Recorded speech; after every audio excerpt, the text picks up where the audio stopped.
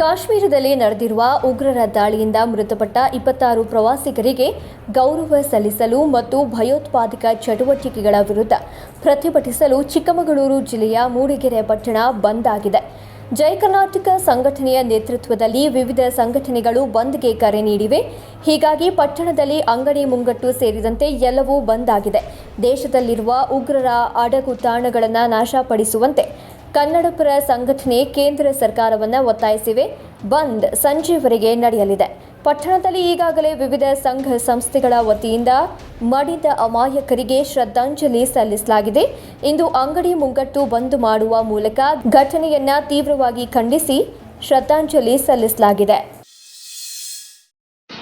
ಕಾಶ್ಮೀರದ ಪಾಲ್ಗಾಮ್ನಲ್ಲಿ ಉಗ್ರರ ದಾಳಿಯಿಂದ ಏನು ಪ್ರವಾಸಿಗರು ಹತರಾಗಿದ್ದಾರೋ ಅದಕ್ಕೆ ಸಂತಾಪ ಸೂಚಿಸುವ ನಿಟ್ಟಲ್ಲಿ ಹಾಗೂ ಆ ಉಗ್ರರ ನಡೆಯನ್ನು ಖಂಡಿಸಿ ಇವತ್ತು ಮೂಡಿಗೆರೆಯ ನಾಗರಿಕರು ಸಾರ್ವಜನಿಕರು ಏನಿದ್ದಾರೋ ಆ ಒಂದು ಘಟನೆಯನ್ನು ಖಂಡಿಸಿ ಅಂಗಡಿ ಮುಂಗಟ್ಟುಗಳನ್ನ ಸಂಪೂರ್ಣವಾಗಿ ಬಂದ್ ಮಾಡುವ ಮೂಲಕ ಆ ಉಗ್ರರ ಒಂದು ಹೇಯ ಕೃತ್ಯವನ್ನು ಖಂಡಿಸಿದ್ದಾರೆ. ಹಾಗೂ ಅಲ್ಲಿ ಏನು ಪ್ರವಾಸಿಗರು ಮೃತರಾದರೋ ಅವರಿಗೆ ಒಂದು ಸಂತಾಪವನ್ನು ಸೂಚಿಸಿದ್ದಾರೆ.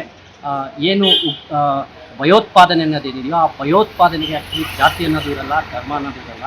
ಒಂದು ಧರ್ಮ ಅಥವಾ ಜಾತಿ ಅನ್ನೋ ದೃಷ್ಟಿಕೋನದಲ್ಲಿ ಭಯೋತ್ಪಾದನೆಯನ್ನು ನೋಡೋದಕ್ಕಿಂತ ಭಯೋತ್ಪಾದನೆ ಅನ್ನೋದು ಒಂದು ಹೇಯ ಕೃತ್ಯ ಅನ್ನೋ ಒಂದು ದೃಷ್ಟಿಕೋನದಲ್ಲಿ ಮಾತ್ರ ನೋಡಬೇಕು. ಯಾಕಂತ ಹೇಳಿದರೆ ಭಯೋತ್ಪಾದನೆ ಅನ್ನೋದು ಅವ್ರಿಗೆ ಯಾವುದೇ ರೀತಿಯಾದ ಒಂದು ಮಾನವೀಯತೆ ಇರೋದಿಲ್ಲ. ಹಾಗಾಗಿ ನಾವಿಲ್ಲಿ ಖಂಡಿಸಬೇಕಾಗಿರೋದು ಭಯೋತ್ಪಾದನೆಯನ್ನು. ಹಾಗೂ ಇಲ್ಲಿ ಒಂದು ಜಾತಿ ಅಥವಾ ಧರ್ಮನ ಮುಂದಕ್ಕೆ ತಂದು ಇದರಲ್ಲಿ ಕೆಲವರು ತಮ್ಮ ಬೇಳೆನ ಬೇಯಿಸ್ಕೊಳ್ಳೋ ಅವಶ್ಯಕತೆ ಇರೋದಿಲ್ಲ.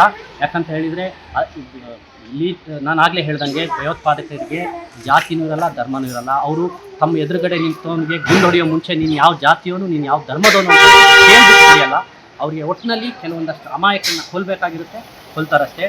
ಇವತ್ತು ನೋಡ್ಬೋದು ಮೂಡಿಗೆರೆಯಲ್ಲಿ ಎಲ್ಲ ಸಂಪೂರ್ಣ ಅಂಗಡಿ ಮುಂಗಟ್ಟುಗಳು ಎಲ್ಲವೂ ಕೂಡ ಬಂದಾಗಿದೆ. ಕೇವಲ ಅತ್ಯವಶ್ಯಕ ಇರುವಂತಹ ಏನು ಮೆಡಿಕಲ್ ಸ್ಟೋರ್ ಆಗಿರ್ಬೋದು ಆ ಥರದ್ದನ್ನು ಬಿಟ್ಟರೆ ಸಂಪೂರ್ಣ ಎಲ್ಲ ಅಂಗಡಿಗಳು ಬಂದಾಗಿದೆ.